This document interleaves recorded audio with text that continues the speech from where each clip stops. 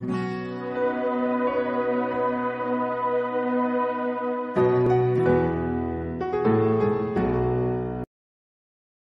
Students, कैसे हैं आप? आशा करता हूं कि आप सब घर पर ठीक होंगे। लास्ट वीडियो में हमने नॉन फाइनाइट वर्ब्स के बारे में जाना कि वो होती क्या हैं, कैसे वो फाइनाइट वर्ब से अलग होती हैं, उनके कहाँ कहाँ यूज़ होते हैं, किस टाइप्स उनके टाइप क्या होते हैं। तो आज की इस सेकेंड वीडियो में हम नॉन फाइनाइट वर्ब्स का पहला पार्ट यानी इन्फिनिटिव और इन्फिनिटिव का भी पहला पार्ट बेर इन्फिनिटिव वो आज की इस वीडियो में हम करेंगे कि बेर इन्फिनिटिव वर्ब्स का कहाँ कहाँ यूज़ होता है। बेर इन्फिनिटिव जैसा कि आपको पता ही है मीन्स वर्ब की फर्स्ट फॉर्म, और to infinitive means to plus verb की फर्स्ट फॉर्म।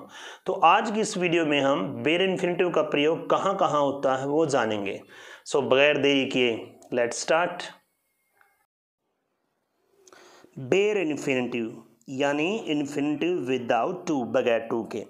बिना टू वाले इन्फिनिटिव का प्रयोग निम्नलिखित अवस्थाओं में होता है। अब ये मेन पॉइंट शुरू हो गए, इनका यूज़ कहाँ कहाँ होता है। हमने पिछली वीडियो में किया कि उसके पार्ट, उसके टाइप, वो कहाँ क्या क्या कहलाती हैं, वो सब हमने किया है। अब हम इसके पार्ट वाइज करेंगे। सबसे पहला पार्ट था बेर इन्फिनिटिव, तो इसके यूजेस कहाँ कहाँ होते हैं। नंबर 1 मोस्ट इंपॉर्टेंट है ये बेर इन्फिनिटिव, ये सबसे पहले याद रखना होता है। मेक, लेट, बिड ये वर्ब के नाम हैं। मेक माने बनाना, लेट परमिशन देना, बिड कुछ भी बोलना, हियर सुनना, और हियर कानाफूसी करना, ज़्यादा ध्यान और सुन करना, चुगली करना, see, watch, feel, notice, observe, be, hold आदि वर्ब के बाद, यानी जो ये वर्ब बताई हैं इनके बाद हमेशा बेर इन्फिनिटिव आता है। जैसे I let him read, let के बाद read I, we made, made के बाद अपोलाइज आई, सॉ के बाद इंटर आई, हर्ड के बाद सिंग आई, बेड के बाद गो आई। इन सभी वाक्यों में सीधी पहली फॉर्म आई है, हालांकि कहीं पर वर्ब ऑब्जेक्ट के रूप में है, कभी ना कंप्लीमेंट के रूप में है, या तो ऑब्जेक्ट के रूप में या फिर वर्ब कंप्लीमेंट के रूप में है, लेकिन सभी में फर्स्ट फॉर्म आई है। रीड, अपोलाइज, इंटर, सिंग, गो। क्यों आई? क्योंकि पहले में लेट है, ये रही लेट, दूसरे में मेड है, ये रही मेक की सेकंड फॉर्म, फिर है इंटर, ठीक है ना सॉरी सा, सी की सेकंड फॉर्म, फिर है हर्ड यानी हियर की सेकंड फॉर्म, फिर है बेड, बिड की सेकंड फॉर्म। तो इनमें से अगर कोई भी वर्ब के बाद आएगी तो फिर बेर इन्फिनिटिव का प्रयोग होता है।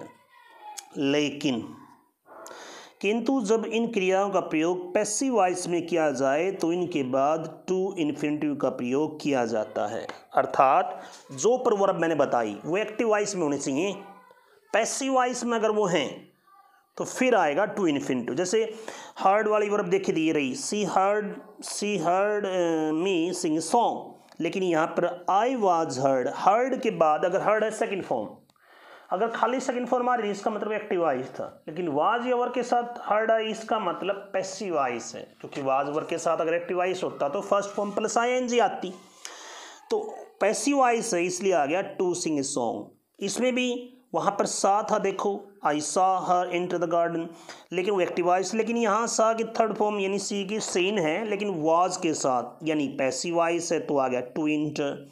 ऐसे ही वहाँ मेड था तो मतलब, लेकिन यहाँ पर वो फर्स्ट फॉर्म आई थी, लेकिन यहाँ पर मेड से पहले वाज आया है। अब पैसिव वॉइस कैसे पता चलेंगे, इसके लिए आपको पैसिव आने, एक्टिव पैसिव आने चाहिए, यानी आपको पता होना चाहिए कौन सा टेंस पैसिव वॉइस में किस रूप में यूज होता है। इन सभी वाक्यों में पास्ट इंडेफिनिट के पैसिव वॉइस हैं, तो वहाँ पर आ गया टू इन्फिनिटिव। यानी मोस्ट इंपोर्टेंट बात क्या थी, make, let, bid, hear, see etcetera जो वर्ब हैं इनके बाद अगर एक्टिव वॉइस वाक्य है तो आएगा बेर इन्फिनिटिव, लेकिन अगर पैसिव वॉइस है तो फिर आएगा टू इन्फिनिटिव। लेकिन जब लेट का प्रयोग, हाँ ये लेट को छोड़ना, लेट का प्रयोग पैसिव वॉइस में किया जाए तो उसके बाद टू इन्फिनिटिव का प्रयोग नहीं करते, बल्कि बेर इन्फिनिटिव का ही प्रयोग किया जाता है। अर्थात लेट पर कोई फर्क नहीं पड़ता, लेट को छोड़कर उपरोक्त सभी वर्ब जो मैंने लिखी थी, लेट को छोड़ना है, लेट हो तो चाहिए पैसिव वॉइस है एक्टिव वॉइस है, उसके बाद तो फर्स्ट फॉर्म ही आएगी। जैसे ही वाज लेट, अब ये पैसिव वॉइस है, लेट से पहले वाज आया है, फिर भी प्ले आई।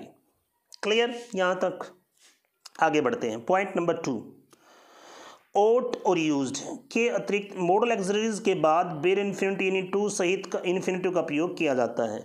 अगर अर्थात यानी ओट का या यूज्ड का इनके बाद टू इन्फिनिटिव का प्रयोग होते हैं अगर ये मॉडल के रूप में यूज हैं तो जाहिर बात क्योंकि इनको कहते भी हैं ओट टू यूज टू तो इनके बाद टू लगता है। जैसे can you lift this box, we should respect our teachers, could you help me please, it may rain today, we ought to respect, they use to live here.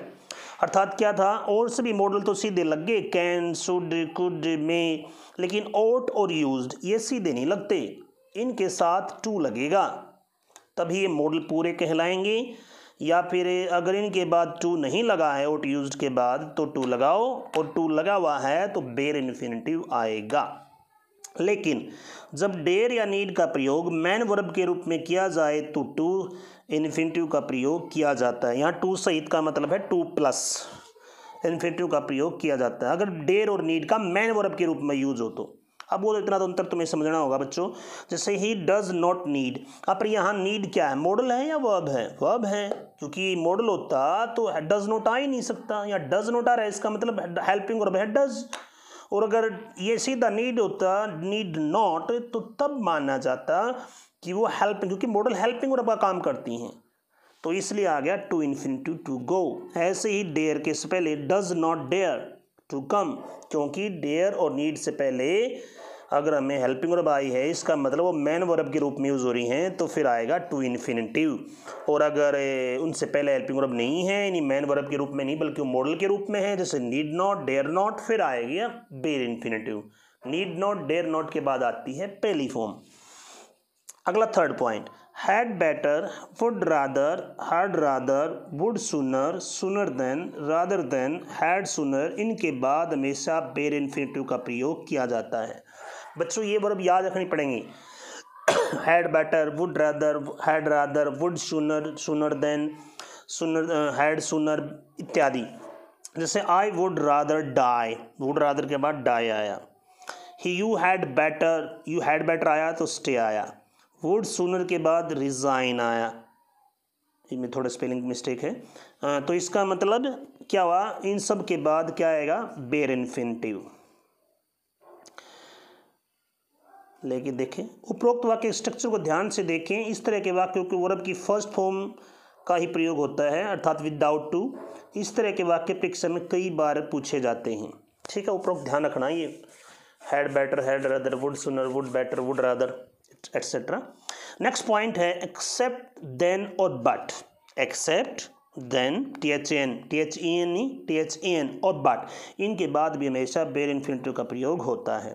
जैसे I did nothing but wait for him, मैंने कुछ नहीं किया but आया तो wait आ गया पहली form, बस उसका वेट किया। He does nothing accept play, यहाँ एक्सेप्ट आ गया तब भी पहली फॉर्म, उसने कुछ नहीं किया सिवाय खेलने के। I would sit idle then go to the theatre, then आया तो फॉर्म आ गई पहली देन गो, क्योंकि बट, एक्सेप्ट और देन के बाद वर्ब की फर्स्ट फॉर्म यानी बेर इन्फिनिटिव आती है। Next point number 5, has, have, had. ध्यान देना, हैज़, हैव, हैड के बाद यदि नाउन या प्रोनाउन आ जाए तुरंत इनके बाद, हैज़ के बाद, हैव के बाद, हैड के बाद, तो उसके बाद कोई इन्फिनिटिव का प्रयोग होता है तो वो होता है बस बेर इन्फिनिटिव, यानी उसके बाद बेर इन्फिनिटिव आएगा। कैसे, देखो, I will have him, have के बाद हिम, हैड के बाद हिम और हैव के बाद यू, इन सभी में क्या है, हैज़, हैव या हैड के बाद कोई भी नाउन या प्रोनाउन आ जाए तो आएगा बेर इन्फिनिटिव। इसमें रियलाइज आया, इसमें नो आया, इसमें एक्सेप्ट आया, ये ध्यान रखनी है। नेक्स्ट है वाई प्लस इन्फिनिटिव का प्रयोग, अर्थात वाई प्लस बेर इन्फिनिटिव का प्रयोग।